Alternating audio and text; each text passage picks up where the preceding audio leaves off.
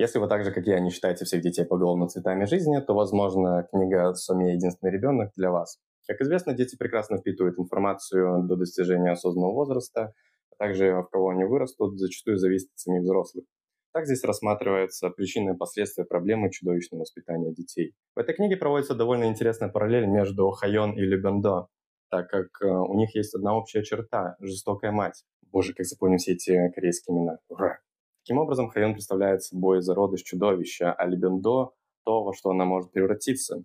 И тут закрадывается вопрос, а можно ли ее спасти от этого? Но эта книга не без недостатков. Здесь хватает сюжетных дыр, вопросов, которые остаются без ответа, и банально сцен взаимодействия между персонажами, чтобы развидеть химию между ними.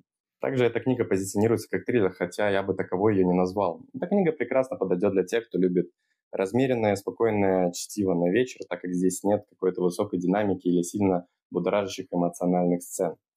А во всем остальном это хорошая книга на один раз.